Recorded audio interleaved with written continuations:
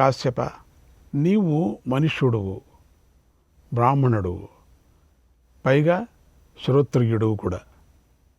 ఇటువంటి ఉత్తమ స్థితిని పొంది కూడా జన్మలో ఏదో దోషాన్ని భావించి సావును కోరుకుంటున్నావు. సాంసారిక లాభాలన్నీ అహంకారంతో నిండి ఉన్నాయనే శృతివచనం సత్యం. నీ రూపము జన్మ నువ్వు ఆనందింపదగింది, కానీ లోభంతో దాన్ని తృణీకరిస్తున్నావు. ఆహా, చేతులు గలవారు ఎంత కృతార్థులు! 2 చేతులు గల వారిని చూసి వారిలాగే నేను ఉండాలని ఎప్పుడూ కోరుకుంటూ ఉంటాను. నీకు ధనకాంక్ష ఉన్నట్లుగా నాకు చేతులు గల వారి నుండి చేతులు పొందాలని ఆంక్ష. చేతులు ఉండటాన్ని మించిన లాభం మరేదీ లేదు. బ్రాహ్మణ, చేతులే లేకపోతే గుచ్చుకున్న ముళ్ళును తీయలేము. శరీరాన్ని కుట్టే పెద్ద చిన్న జంతువులను కూడా తోలుకోలేము. కానీ దేవుడిచ్చిన 2 చేతులు 10 వ్రేళ్లతో పాటు ఉన్నవారు శరీరాన్ని కుట్టేటువంటి కీటకాలను తొలగించుకోగలరు లేదా నశింపచేయగలరు. వాన నుండి, మంచు నుండి, ఎండ నుండి చేతులు రక్షిస్తాయి. చేతులుంటే బట్టలు ధరించవచ్చు, హాయిగా అన్నం తినచ్చు. లోకంలో చేతులు గలవారు ఎడ్ల బండినెక్కి దానిని నడిపించవచ్చు, వాటిని శాసించవచ్చు, వివిధోపాయాలతో జనులకు లోపరుచుకోవచ్చు కూడా చేతులతో. చేతులు లేనందువలన దీనతకు, దౌర్బల్యానికి లోనైన మూగజీవులు ఎన్నో బాధలు పడుతున్నాయి. అందుకని అన్ని జీవులు కూడా చేతులుండే మనిషి కావాలా అని పుట్టాలా అనుకుంటాయట. ఓ ముని, నీవు అదృష్టవంతుడు, నీకు ఆ బాధలు లేవు. అదృష్టం కొద్దీ నీవు నక్కవు కావు, కీటకానివి కావు, పాపిష్టి జన్మగల మరే ప్రాణివి కావు. కాశ్యప, ఈ మాత్రం లాభంతోనైనా నువ్వు ఆనందించాలి. నువ్వు బ్రాహ్మణోత్తముడి, ఇంతకన్నా కావలసిన లాభమేముంది? ఇదిగో ఈ క్రిములు నన్ను తింటున్నాయి, వాటిని నెట్టివేయటానికి నాకు శక్తి లేదు. చేతులు లేని కారణంగా నేను పడుతున్నటువంటి అవస్థను చూడు. అయినా ఈ బాధను తలుచుకొని నేను ఆత్మహత్యకు సిద్ధపడటం లేదు. ఇంతకన్నా హీన జన్మను పొందవలసి వస్తుందేమో అని భయపడుతున్నాను. నేను ఇప్పుడు నక్కగా పుట్టాను, ఇది పాపిష్టి జన్మ. దీనికన్నా హీన జన్మలు ఎన్నో ఉన్నాయి. కొందరు జాతిని బట్టి సుఖంగా ఉంటారు, మరికొందరు చాలా దుఃఖపడుతూ ఉంటారు. అందరికీ అన్ని వేళలో సుఖమే కలగదు కదా. మనుష్యులు బలసంపన్నులై ఆపై రాజ్యాధికారాన్ని కోరుకుంటారు, రాజులై దైవత్వాన్ని కోరుకుంటారు, దేవతలై తర్వాత ఇంద్రపదవిని కూడా కోరుకుంటారు. పోతూనే ఉంటుంది ఆశ, అట్లా అట్లా అట్లా అట్లా. నీవు సంపన్నుడవైన రాజు కాలేవు, దేవుడివి కాలేవు. ఒకవేళ దేవత్వాన్ని, ఇంద్రత్వాన్ని పొందినా కూడా అప్పుడు తృప్తి పొందలేవు, అప్పుడు కూడా తృప్తి పొందలేవు. ప్రేమైన దానిని పొందటంలో తృప్తి కలగదు. ఆ తృష్ణ నీటితో ఉపశమించదు ఎప్పటికీ కూడా. సమిధులతో అగ్ని మండినట్టు అది మరడా ప్రజ్వలిస్తూనే ఉంటుంది. ఇంద్రపదవి వచ్చినప్పటికి కూడా తృప్తి లేదంటే ఇంకేం చేయటం? నీలో శోకమున్నది, ఆనందము ఉన్నది, సుఖము ఉన్నది, దుఃఖమున్నది. ఇక బాధపడవలసిన అవసరమేముంది? ఇవన్నీ ఉన్నాయి నీలో. అన్ని కోరికలకు, కర్మలకు బుద్ధి, ఇంద్రియాలు కారణం. పంజరంలో పక్షిని బంధించినట్లు బుద్ధిని, ఇంద్రియాలను ముడుచుకుంటే ఏ భయము లేదు కదా. లేని 2వ తలను కానీ 3వ చేతిని కానీ ఎవడూ ఖండించలేడు. ఇక దానిని గురించి భయపడాల్సిన పనే లేదు. రసజ్ఞత లేని వాడికి ఏ కోరిక ఉండదు. స్పర్శ వలన కానీ, దర్శనం వలన కానీ, వినికిడి వలన కానీ కోరిక కలుగుతుంది. నీవెప్పుడూ పిచ్చుకల మాంసాన్ని తలుచుకోవు, ఎందుకంటే నీవెప్పుడూ వాటిని తినలేదు కదా, అందుకని.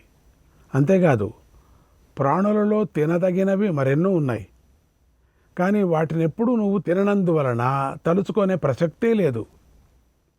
కాబట్టి తినకుండా ఉండటం, తాకకుండా ఉండటం, చూడకుండా ఉండటం అనే ఈ నియమమే మనిషికి శ్రేయస్కరం, సందేహం లేదు. ఒక్కపారి తింటే కదా తలుచుకుంటావు, ఒక్కపారి తగిలితే కదా మళ్ళీ తగలాలనిపిస్తుంది.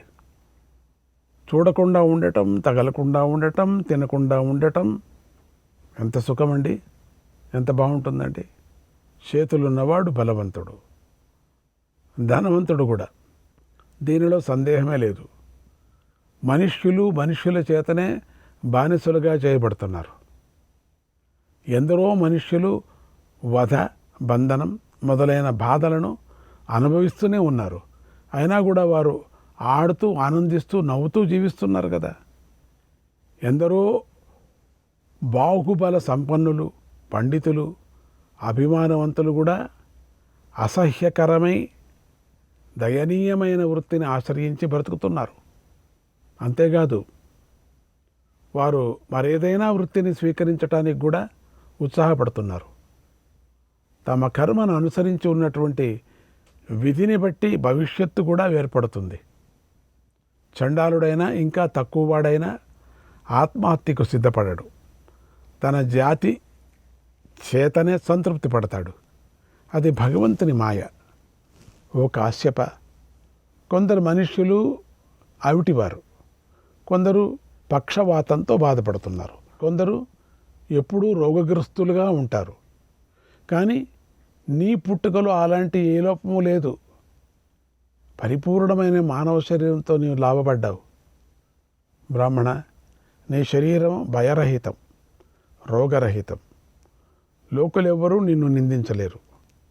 బ్రహ్మర్షి, నీ జాతిని అపహాస్యం చేసే వాస్తవమైన అపవాదం ఏదైనా నీ మీద ఆరోపించబడినా కూడా నీవు ప్రాణత్యాగం చేయకూడదు. లేచి ధర్మపాలనకు ఉపక్రమించు.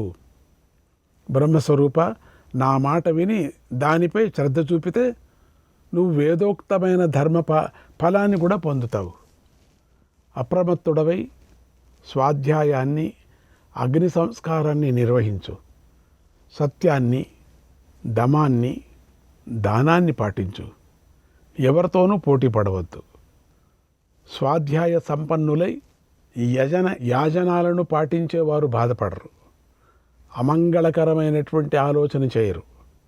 అటువంటి వారు కావాలనుకుంటే యజ్ఞాదులలో విహరిస్తూ మహాసుఖాన్ని పొందగలరు. మంచి నక్షత్రంలో, మంచి తిథిలో, సుముహూర్తంలో జన్మించిన వారు యాగాలు, దానాలు చేస్తూ ధర్మబద్ధంగా సంతానాన్ని పొందటానికి ప్రయత్నిస్తూ ఉంటారు. మరికొందరు రాక్షస నక్షత్రంలో, చెడ్డ తిథులలో, దుర్ముహూర్తంలో జన్మించి యాగాలు చేయక, సంతానం లేక అసురయోనిని పొందుతారు. నేను పండితుడనైన హేతువాదినై వేదనింద చేస్తూ ప్రత్యక్ష ప్రమాణం ఆధారంగా అనుమాన ప్రమాణాన్ని ఆశ్రయించే నిరర్థకమైన తర్క విద్యలో అనురక్తుడైనై ఉన్నాను. సభలలో యుక్తివాదంతో, హేతువాదంతో మాట్లాడేవాడిని. వేదవాక్య విచారణ చేస్తున్న బ్రాహ్మణుల దగ్గరకు పోయి వారితో ఆక్రోశంతో వాదించేవాడిని. నేను అన్నిటినీ శంకిస్తూ నాస్తికుడనై, మూర్ఖుడనై నన్ను నేను పండితునిగా భావించుకుంటూ ఉండేవాడిని. ఓ బ్రాహ్మణ, దాని ఫలితమే ఈ నక్క జన్మ నాకు వచ్చింది. నక్కగా ఉన్న నేను మళ్ళీ ఎప్పుడైనా ఎన్ని వందల రోజుల కృషి తర్వాత అయినా మనుష్య జన్మను పొందగలనో లేదో తెలీదు. మనుష్య జన్మతో సంతోషిస్తూ అప్రమత్తంగా యజ్ఞదాన తపస్సులందు ఆసక్తి పాటిస్తూ తెలుసుకోదగిన దాన్ని తెలుసుకుంటూ విడువదగిన దాన్ని విడువలనో లేదో అంది ఆ నక్క. ఆ మాట విని ఆ కాశ్యపుడు లేచి నక్కతో ఇలా అన్నాడు, ఆహా, నువ్వు బుద్ధిమంతుడు, నాకు చాలా ఆశ్చర్యకరంగా ఉంది అంటూ ఆ కాశ్యపుడు జ్ఞానచక్షుతో చూసి ఆ నక్క సచీపతి అయినటువంటి దేవేంద్రుడని తెలుసుకున్నాడు.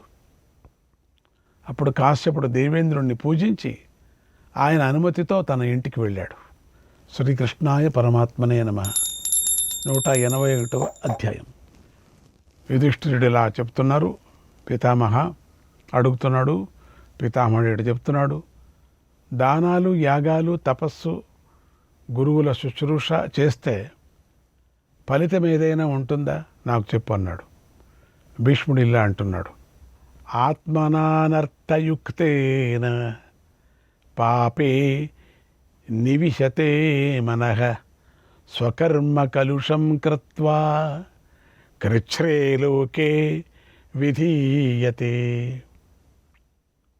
దోషయుక్తమైన బుద్ధి కారణంగా మనస్సు పాపకర్మలతో చిక్కుకుంటుంది. ఈ రీతిగా మనిషి తన పనుల ద్వారానే పాపాన్ని చేసి దుఃఖమయ లోకాలలో పడతాడు. పాపకర్మలను ఆచరించే దరిద్రులు దుర్భిక్షం కన్నా దుర్భిక్షాన్ని, కష్టాల కన్నా కష్టాలను, భయం కన్నా భయాన్ని పొందుతూ మృతుల కన్నా మృతులు అవుతారు. శ్రద్ధాళువులు, జితేంద్రులైనటువంటి ధనికులు శుభకర్మలను ఆచరిస్తూ ఉత్సవాల కన్నా ఉత్సవాన్ని, స్వర్గాన్ని మించిన స్వర్గాన్ని, సుఖాన్ని మించిన సుఖాన్ని పొందుతారు. నాస్తికులు దేశ బహిష్కృతులై చేతి సంకెళ్లతో పాములు, దొంగల వల్ల భయం కలిగి ఏనుగులు ఉండేటువంటి దుర్గమమైనటువంటి అరణ్యాలలో సంచరించవలసి వస్తుంది. అంతకన్నా శిక్ష ఏముంటుంది? దేవతా పూజ, అతిథి పూజల్లో ఆసక్తి గలవారై సజ్జనులను ఇష్టపడుతూ ఉన్నవారు జితేంద్రులు వెళ్ళే మార్గాన్ని ఆచరిస్తారు. ధర్మదృష్టి లేనివారు సమాజంలో ధాన్యాలలో ఊక వంటివారు, పక్షులలో దోమల వంటివారు. దోమ పక్షులాగే ఉంటుంది కదా, ఎగురుతూ ఉంటుంది, కానీ దాన్ని పక్షి అనరు కదా. మనుష్యుడు ఎంత వేగంగా పరిగెత్తినా కర్మ అతనిని వెన్నంటే ఉంటుంది. పడుకుంటే పడుకుంటుంది, నిలిస్తే దగ్గరగా నిలుస్తుంది, నడుస్తుంటే నడుస్తుంది, పనులు చేస్తుంటే పని చేస్తుంది, నీడలాగా అనుసరించే ఉంటుంది. ఏన ఏన యథాయద్యత్ పురాకర్మ సమీహితం తత్తదేక తరో భుంక్తే నిత్యం విహితమాత్మన. ఏ మనిషి పూర్వజన్మలలో ఏ పనులు చేస్తాడో తాను చేసిన ఆయా పనుల ఫలితాన్ని తాను ఎప్పుడూ ఒంటరిగానే అనుభవిస్తాడు. తాము చేసిన కర్మ ఫలితం నిక్షేపం వంటిది. అదృష్ట కర్మ ఫలంగా రక్షింపబడుతుంది. తగిన సమయంలో దానిని కాలం ప్రాణుల వైపుకి లాక్కొని వస్తుంది. పూలు తమ ఋతువుని అతిక్రమించకుండా పూస్తున్నాయి కదా, పండ్లు తమ ఋతువుని అతిక్రమించకుండా ఫలిస్తున్నాయి. వీటికి ఎవ్వరి ప్రేరణ లేదు కదా. పూర్వం చేసిన కర్మ కూడా అలాగే తగిన వేళలో ఫలిస్తుంది. ఇవన్నీ పూర్వజన్మ చేసుకున్నటువంటి ఫలితం మీద పోతుంది. అంతేగాని ఇది ఇట్లా కలిగింది, ఇది సడన్గా కలిగింది, తీర్మానం అయిపోయింది. పూర్వజన్మ కర్మానుసారంగా నడుస్తూ ఉంటుంది. అట్లా అని చెప్పేసి అంత ఊరికే ఉండటం అని కాదు. ప్రయత్నపూర్వకంగా దానికి మనం ఏం చేయాలనో దాన్ని మనం చేస్తూనే ఉండాలి. ప్రయత్నంగా సన్మానం కానీ, అవమానం కానీ, లాభం కానీ, నష్టం కానీ, వినాశం కానీ, అభ్యుదయం కానీ మళ్ళీ మళ్ళీ కలుగుతూనే ఉంటాయి. ఒకరోజు అది, ఒకరోజు ఇది. ఒకరోజు నవ్వుతూ ఉంటాం, 10 రోజులైన తర్వాత మళ్ళీ ఏడుస్తాం. ఇది కర్మ. మళ్ళీ 20 రోజులైన తర్వాత మళ్ళీ నవ్వుతూ ఉంటాం. ఆహా, ఎంత కష్టం ఇది, ఎంత మాయ. గత జన్మలోని శరీరంతో తాను చేసిన దుఃఖ కర్మలు కానీ, సుఖకర్మలు కానీ గర్భంలో శయనించిన నాటి నుంచి ఈ జన్మలో అనుభవానికి వస్తాయి. ఎప్పుడు నువ్వు గర్భంలో పడతావో అప్పటి నుంచి ప్రారంభమవుతాయి. ఇంకా నువ్వు వెళ్ళేంత వరకు కూడా బాలుడిగా, యువకుడిగా, వృద్ధురాలిగా తాను చేసిన శుభాశుభ కర్మల ఫలితాన్ని ఈ జన్మలో ఆయా అవస్థల్లోనే పొందుతాడు జీవి. వేల కొద్ది ఆవుల మధ్యలో ఉన్నటువంటి దూడ తల్లిని గుర్తించినట్లు పూర్వం చేసుకున్న కర్మ కర్తను అనుసరించి వస్తుంది. దూడ పుడుతూనే టక్క నిల్చుంటుంది. నిల్చొని ఎవరూ చెప్పాల్సిన పనిలే, వెతుక్కొని పొదుగు దగ్గరికి వెళుతుందంటే పాలు తాగటానికి వెళుతుంది. ఇంకెక్కడైనా వెళ్ళొచ్చు కదా, ముందు తట్టు వెళ్ళొచ్చు, పక్కకు వెళ్ళొచ్చు. ఎంత మాయ! అట్లా తిరిగి తిరిగి అక్కడికే వెళుతుంది. అది వెళ్ళి అక్కడికే నోరు వేస్తుంది తాగటానికి, పాలు తాగటానికి. ఎవరు చెప్పారు? ఇది పూర్వజన్మంలో చేసుకున్నటువంటి కర్మను అనుసరించి వస్తూ ఉంటుంది. ఇది అంటే ముందుగానే నీళ్లలో నానబెట్టబడినటువంటి వస్త్రం ఉతకటంతో శుభ్రమైనట్లు, ఉపవాసపూర్వకంగా తపస్సులను ఆచరించినప్పుడు అనంతమైన మహాసుఖం లభిస్తుంది. అందుకని ప్రతి నెల ఒక ఉపవాసం చేయమంటారు. ఉపవాసం చేస్తే పొట్టలో ఉండే రోగాలన్నీ పోతాయని చెప్తారు. నానబెట్టిన వస్త్రము ఉతికితే టక్కని మురికిపోతుంది. ఎంత మాయ! అట్లా తపోవనంలో దీర్ఘకాలం తపస్సు చేస్తే తపోధర్మం వలన పాపాలు తొలగిపోయి మనోరథాలు సిద్ధిస్తాయి. ఆకాశంలో పక్షులు అడుగుజాడలు, పైన అడుగుజాడలు, నీటిలో చేపల అడుగుజాడలు కనిపించనట్లు జ్ఞానుల గమనంలో అడుగుజాడలు కనిపించవు. జ్ఞానులు ఎక్కడ వెళుతున్నారో తెలీదు, ఎట్లా సంచరిస్తున్నారో తెలీదు, వాళ్ళ అడుగుజాడలు మనకు తెలీదు. ఇతరులను నిందించిన, ఇతరుల ధర్మాతిక్రమణను గూర్చి చర్చించిన ఏ ప్రయోజనము లేదు. తనకు అనురూపమై హితకరమై సున్నిహితమైన పనినే ఆచరించాలి. తనకు అనుకూలమైనటువంటి సున్నిహితమైనది మంచిది ఆచరించాలి. శ్రీకృష్ణాయ పరమాత్మనే నమః. 182 నుండి ఇక్కడ ముఖ్యమైనటువంటి కొన్ని ఘట్టాలతో 193 వరకు గల ఈ అధ్యాయాల్లో భృగు భారద్వాజ సంవాద రూపకమైనటువంటి ఇతిహాసాన్ని, ఆచార విధులను వివరించారు. ఇక్కడ స్థావర జంగమాత్మకమైనటువంటి ఈ విశ్వం ఎక్కడి నుండి పుట్టింది, ప్రళయకాల సమయంలో ఎక్కడికి వెళుతుంది, ప్రాణి సృష్టి ఎలా జరిగింది, ఎంత బాగుంది ఇది. శరీరములో పంచభూతాల స్థితి, వర్ణ విభాగం ఎలా జరిగింది, బ్రహ్మచర్య, గృహస్థాశ్రమ, వానప్రస్థ, సన్యాసాశ్రమ, ధర్మవర్ణన, ప్రాణులకు ధర్మాధర్మ విధానం ఎట్లా ఏర్పడింది అని అడిగాడు యుధిష్ఠిరుడు. చాలా బాగుంది ఇది. అందరూ ప్రపంచంలో అందరికీ వచ్చేటువంటి సమస్య, అందరూ దీన్ని అడుగుతూనే ఉంటారు. ఇప్పుడు మనకు మంచి అవకాశం తెలుసుకునేది. భీష్మ పితామహుడు చెప్తున్నాడు, ఈ విషయంలో భరద్వాజుడికి భృగుడు చెప్పినటువంటి ప్రాచీన ఇతిహాసాన్ని ఎప్పుడు ఉదాహరణగా చెప్తూ ఉంటారు. కైలాస శిఖరంపై మహా తేజస్సుతో వెలుగుతూ కూర్చొని ఉన్నటువంటి భృగు మహర్షిని చూసి భరద్వాజుడు నీలాగనే అడిగాడు. అప్పుడు భృగువు ఇలా అన్నాడు, సనాతనుడు, ఇంద్రియాతీతుడైనటువంటి నారాయణుడు సృష్టి చేయాలని తనలోని 1000వ వంతు నుండి పురుషుణ్ణి పుట్టించాడు. సృష్టి ప్రారంభంలో భాగవతంలోనే చెప్తారు. ఆ భాగవతంలోనే ప్రారంభంలో 4 శ్లోకాలతో చెప్పుకొని వెళతారు. చాలా అపరూపమైనటువంటి అవి 4 మంత్రాలు. అవి 4 మంత్రాలు చెప్పుకుంటూ ఉంటే చాలు అన్నీ మొత్తం పరమాత్ముడిని స్మరణ చేసినట్టు.